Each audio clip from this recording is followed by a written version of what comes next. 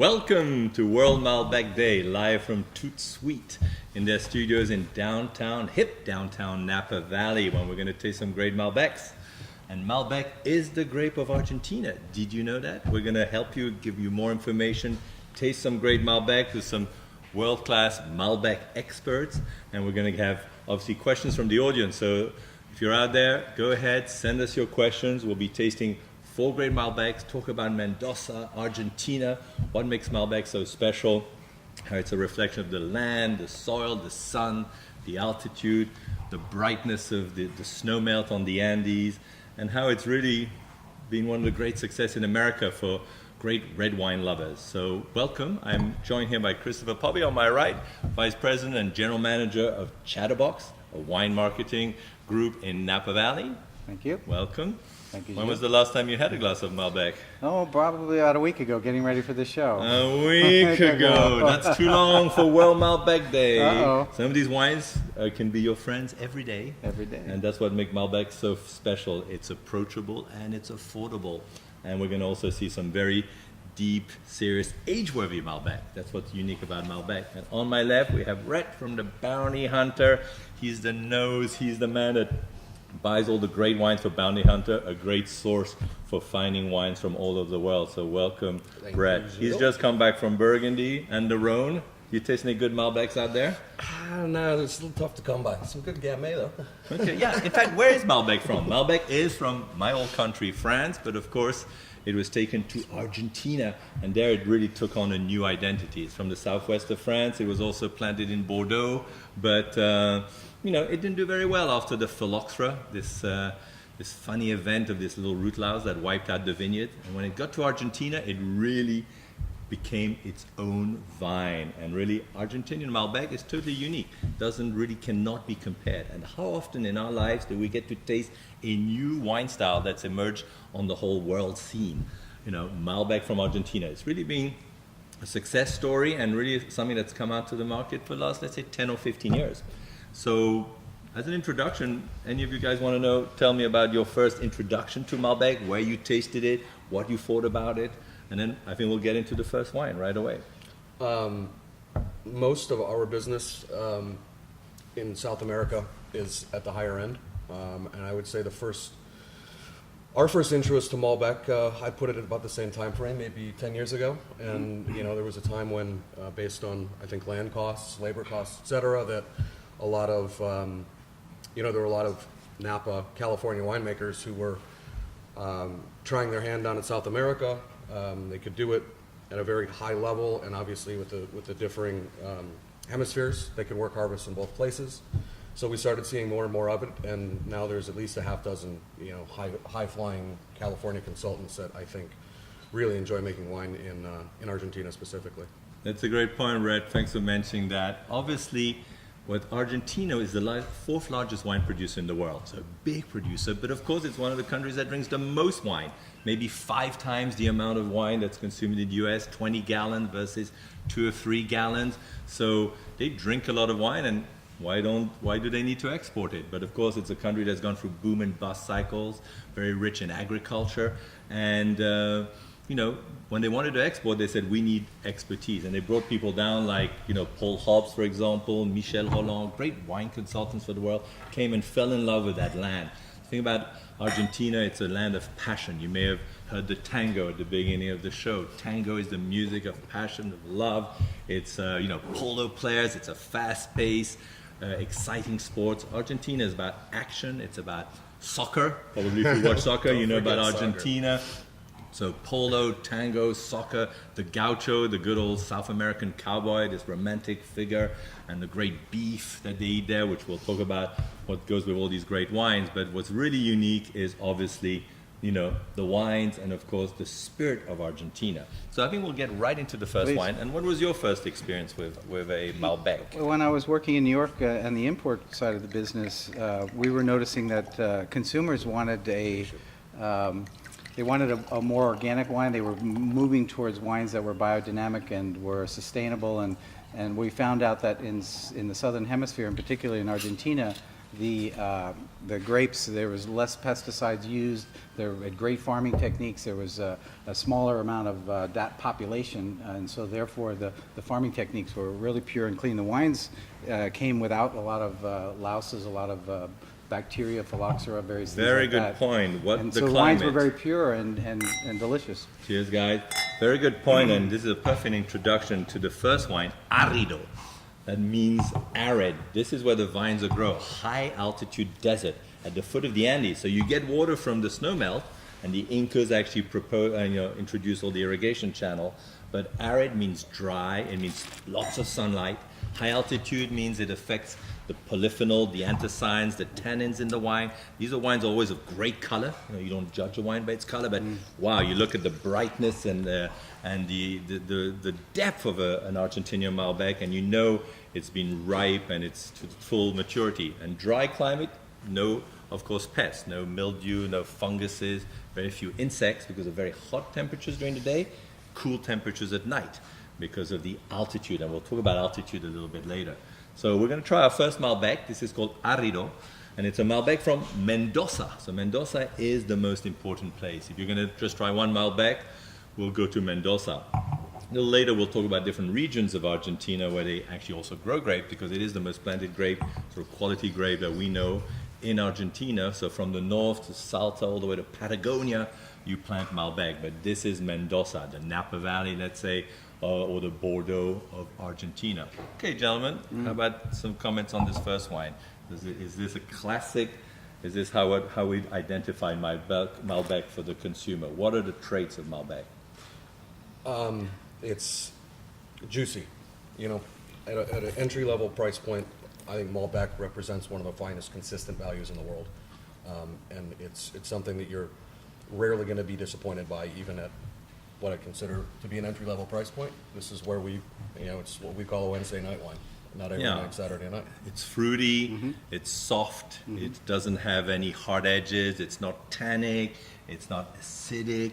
It's got this wonderful fruit cocktail, maybe some cherries, maybe some raspberries, a little dried fruit, maybe some prune elements as well. This kind of that echoes the warmth of the soil and the earth and the sun, and then very pleasant finish. Is a glass of wine. You say, well, before you know it, you've already drank it. And where's the bottle? There's a bottle. You probably could be at home cooking, preparing your dinner, enjoying this wine. And then before you go to dinner, you realize, oh, I've already drank the whole bottle. I need a second bottle of Arido Malbec. So this is what Malbec's about. I think it has those characteristics. Cherry, red fruits, soft texture. It's really about texture and velvety. I think that's what makes Malbec's really unique. We talked about There's Any also other a comments? few The earth screw cap, tones. too. I mean, screw cap, so it's going to be You're not no sending corky. it back. No, you're not sending it back. You Yeah. also have this. It almost reminds you of a Bordeaux in a way that if you like Cabernet-based wines, if you like wines of richness and intensity, you're getting that, but you're getting it on a softer pace. So it's a kind of it's almost an aspirational wine to the Bordeaux drinker, not to the Pinot drinker, but to the Cabernet wine, and you can definitely sense that structure. Yeah, the it tannin has an profile. earthy, or it has some Yeah, a little some bit of grip, tobacco, a little bit a little of bit of tobacco, type. tannin, and this is a young wine, 2013. But remember, as Brad was saying, their harvest is ahead. Their harvest is in right now, February, March, April. They finish the harvest, so you get the wines younger here. It gives these flying winemakers the opportunity to make 2 great harvests every year. And so Malbec, soft, fruity, approachable, but still some texture and weight that, I've had some old Malbecs that were like, 10, 15 years old, and they were at less than $10, and they tasted fantastic. It's a wine that surprised you, and thanks for reminding me. This was one of the most planted grapes in Bordeaux, France, in the 19th century, with what are the other grapes of Bordeaux? Cabernet Franc, Merlot, Petit Verdot, and then Carmenère, which is really its identity in Chile, and Malbec took on its identity in Argentina. And just a little perspective here. 30 years ago, Bordeaux wines, the first and second gross, were going for $7 to $10 to $12 to $15 to $20 a bottle as well. Yeah. So, when you look at price, you can get way off track when you get into these really ridiculously high-priced wines. When you can have a perfectly good bottle of wine with the characters that you need. Good point. Thanks for saying that. Price is not related to quality, and No. the consumer needs to understand that. You are your own judge of your own palate. We're, quote, experts. I never think of myself as an expert. Everybody in the world is a wine expert. You have your own palate. You decide what you like. Price is not related to your perception of quality. So let's pour the second Malbec, Argento. I like that name because it kind of reminds me of Argentina. And Argento is kind of the silver concept. Malbec 2013 from Mendoza as well. So we'll try this. As you were saying, great, easy, stealth enclosure, or sometimes known as screw cap. I don't like that term, but hey, we need to make wines easier to open, to travel with, to take anywhere and enjoy. So of course the quality of the wine too, and the winemaking helps with the packaging. One thing I've found as well is we were talking about sort of the complexity here. There are a lot of wines at sort of these entry-level price points, at least at this, this level, that are very one-dimensional, very simple, really lacking acidity, lacking the kind of structure that can make it a quote-unquote serious wine. And I think, again, more than most countries, Argentina is able to consistently deliver that at really consumer-friendly price points. Consistency is a very good point. We talked about climate, and there's a consistency in quality of the climate. So vintage variation. So if you don't need to worry as a consumer, what is the year of the wine? It tells you how old the wine is, and not all wines improve with age. But in the case of a red wine from a warm, place like Argentina, a wine will age very well. So you don't need to worry about that. You can buy it by the case, and especially at these prices, it's affordable because of the cost of the land, labor cost, and so the quality ratio when you compare wines from different areas, and that's what we want people to encourage. And wine is like traveling in a glass. You're going, when you taste this wine, you suddenly go to Argentina, you just imagine the Andes, Patagonia, a gaucho on its horse, and that's what's exciting. One night you're in Argentina, this is Well Malbec Day, so we'll focus on that. But you can go to Italy, you can go to France, come to Napa Valley in your glass, travel to Greece, wherever you want to. And that's the beauty of grass. Where's your wine. gaucho hat? Normally I wear a gaucho hat, but today I'm kind of not gaucho. I've been lucky to spend a lot of time in Argentina. How did you find your passion for Argentina? Where did that come about? I first went there about 20 years ago. My sister had a restaurant there, and we worked with a chef called Francis Malman, who has a great restaurant in Mendoza, 1874. And we fell in love with the place because we love skiing, and of course you can go in August there and ski in these great mountains. And the wines were really excellent, and I was surprised. And there's a lot of French, Italian, Spanish immigrants. That's why there's this whole wine culture there. So we felt really right at home. All right, let's try this Argento, and then we have questions from the audience. Excellent. Yes, so we just got this in from Two Dog Smythe. And the question is, how does Argentinian Malbec differ from Malbec from California or France? Let's start off with this, right? It's a heck of a lot less expensive. Just based in, again, it's not, to Gilles' point, it's not a qualitative issue. France, there's other than the South, out of Bordeaux, you see very few Malbec, based wines, huh? And the new Malbec, I think the Malbec, what's interesting about it, we don't want to get too wine geeky here, but the genetic material. Remember we had this thing with this disease called the phylloxera that wiped out most of the vineyards in Europe in 1880. The Argentinian Malbec was taken from France to Argentina before. It's actually a total different genetic material. Very small berry, very intense, very flavorful. When they had to replant after this crisis in France, they planted not the best variety for quality, but what produced the most. So I think the wines from France are a bit more rustic. They're from Cahors, a kind of inland area that's kind of lost its way. And so it's really, they are more rustic. The Argentinians are more fruity, more approachable, have more sunshine, latitude-wise. And the sun is what gives you, and I think we get this in the second wine, Argento. The second you taste this wine, it's really rich and warm. You get this warmth from the richness of the sun. Of course, wine has alcohol, and alcohol is a good thing in wine for your blood.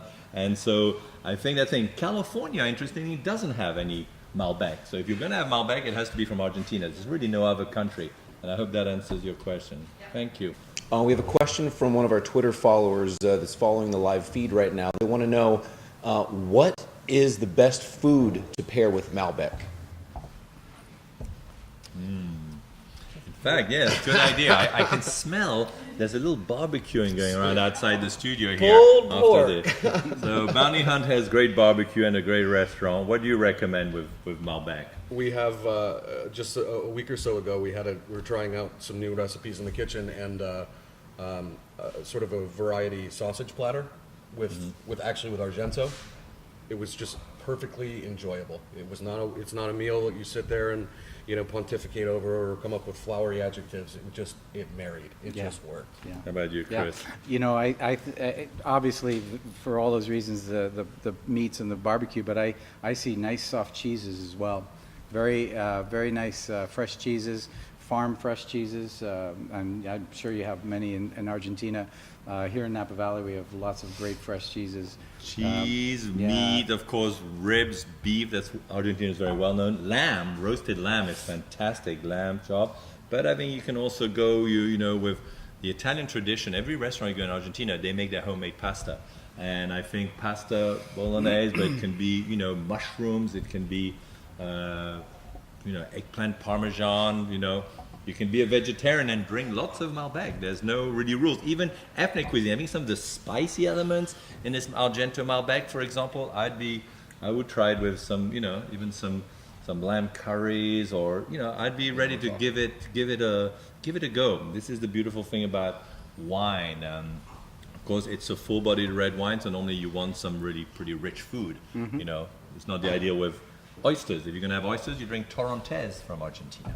And to sort of finish the point, I think the acidity is there, but it's low enough that it can pair with some of those spices and not just beat each other over the head the whole time. So any other comments about Argento? Because I really like this wine. This is really what puts Argentina and Malbec where it should be. If you're going to have like one Malbec and take it to some friends and introduce, I think that's a great introduction to Malbec. It has this richness, it has this flavor, and so I think it's important to it has, I think, more body than the first one. It's from Mendoza, it's from specific regions, so we're going to get into regionality and maybe talk about that with the next wine. And, wine is a reflection of place. And, of course, the more specific you are a place, this gives it an identity and character and personality versus cross-national or let's say, regional blends that give you a consistency and a style. So, Brett, why don't you pass Vistalba Corte C, our next wine.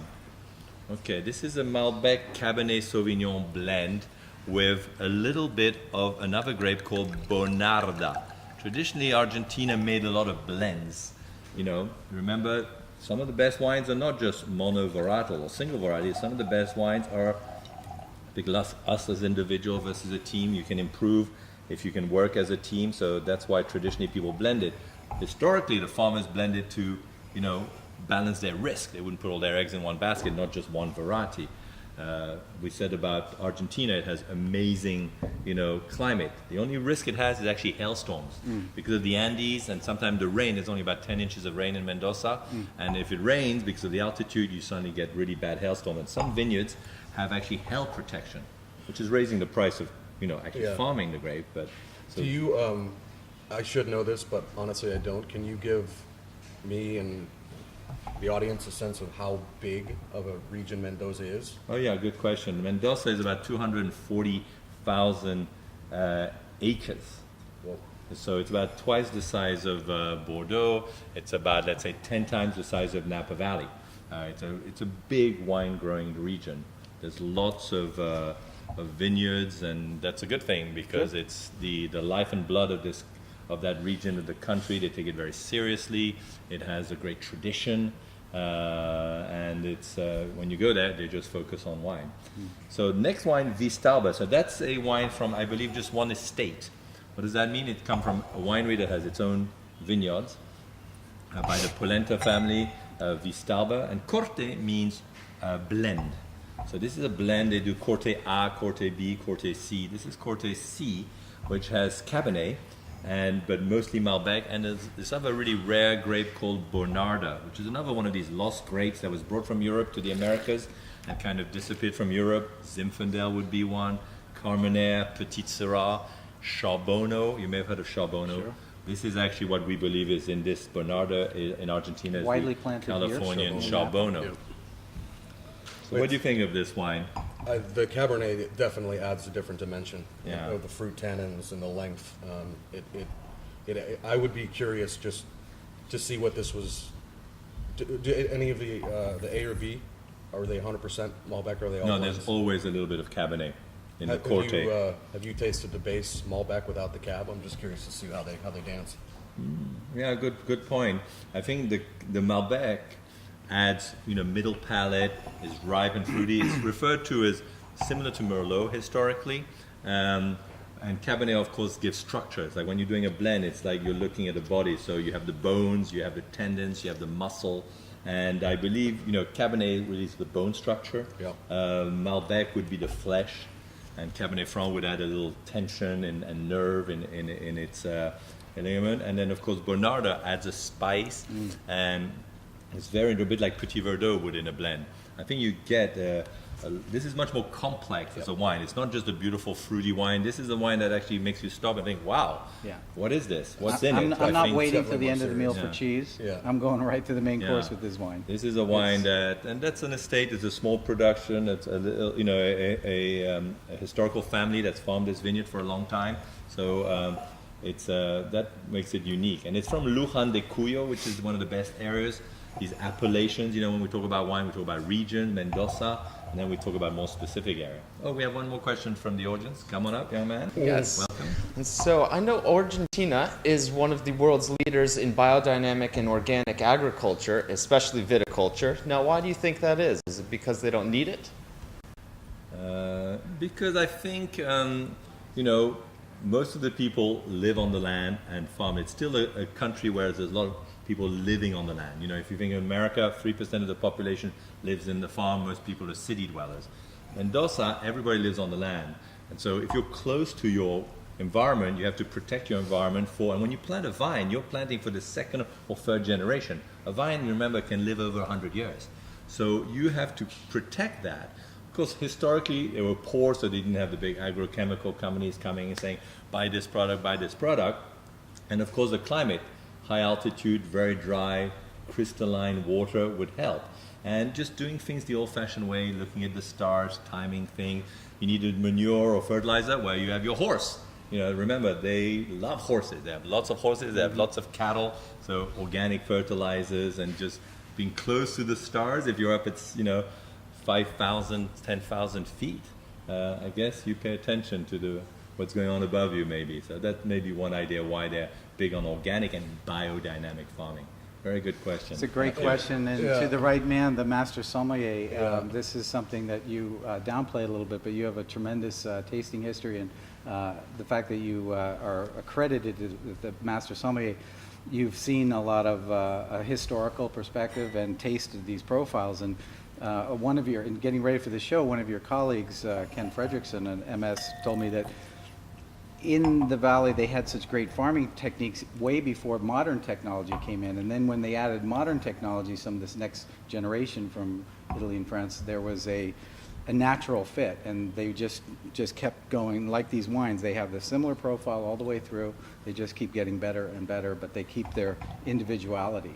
There's that common thread. if you will. Yeah, I think organic and biodynamic farming, sometimes we don't see the results right away, but it's really a philosophy. And remember, this is something we're bringing to you. How often and how many of a consumer product? It's starting to change. We're talking about, cocoa and coffee and the origins of the different farms. But wine is the most specific consumer product. So when you're actually drinking a wine, you want to know where it's from, and if somebody's conscientious about putting his name on the bottle, that's important. So why don't we try the Tomero next, our last wine in this beautiful lineup. If it's last, there must be a reason. Let's see. Even though, Go back to the. let's see the color. How is Tastes the like a color? little chocolate ball now. Yeah, chocolate is a good descriptor, for wine. I mean, if you like chocolate and you know how chocolate is good for you, well, so is Malbec. Obviously, why is Malbec good? It actually has proved because of the altitude of the vineyards and the photosynthesis and the effect of sunlight on the pigment of the skin. It's actually one of the best antioxidant, and when you look at polyphenol and anthocyanins analysis, I mean, look at the color of this wine. This has such great depth. Is this 100% Malbec? This is Tomero Reserva, no less. So what does Reserva mean? Probably the best selection from this winery. Traditionally in Spain, it means it's been aged longer, probably in oak barrels with some of the earlier stainless steel fruity style. This is actually from the Valle de Uco, which is just south of Mendoza. It's kind of a new area that's really coming on as one of the great sort of surprises. It's amazing a country like Argentina has been making wine for 200-300 years, is pushing the limit, planting vines further up the hill, taking risk of altitude and health, but making these wines that have strong personality, as you said. And Valle de Uco is really an amazing place for that, next to Tupungato, which is this amazing volcano. And so let's try this Tomero. This Yeah, is that's a different animal. yeah, a different animal. I like animal because when you describe wine, there is a little leather, a little fur, or there's this richness. You know, after a long gaucho horse ride, when you start feeling the heat of the saddle, and you really get the warmth from this wine, has that kind of feeling. The tannins, the richness. It's always a good sign when people can't say anything about wine, because that means it's like really cuts you in your track. This is a excellent. serious wine. That's a serious wine. That's not a serious wine from Argentina. That's a serious wine, period. Oh, I think you bring out a good point. I mean, Argentina now is on the global, we're all in the global world. I mean, some of these wines can be compared to anywhere. We've got to get out of, sort of ethnic sort of sections. Great Malbec from Argentina can compete with any great red wines from the world, from the Rhone, from Australian Shiraz, from Chianti from Italy, from Napa Cabernet, from any what we call classics, let's say, that would be good. And this Tomero Reserva, I think, it's 2011, so it has a little bit more age on it, but it has so much depth and brilliance and concentration and power, I think. Are there any vintages we should be looking at in Malbec? No, I don't think that, especially when you get to a Reserva, Yeah. it's the best selection. And there's really not much. If there's hailstorm, well, it wipes out the crop, so it's just Gotcha. less production, but it's not a quality issue. So either there's great wine or no wine in Argentina. Exactly. Good news and bad. And then how much that's they a want to good- export to the U.S. They're starting to love the U.S. market. They've been behind compared to Chile and Italy and France.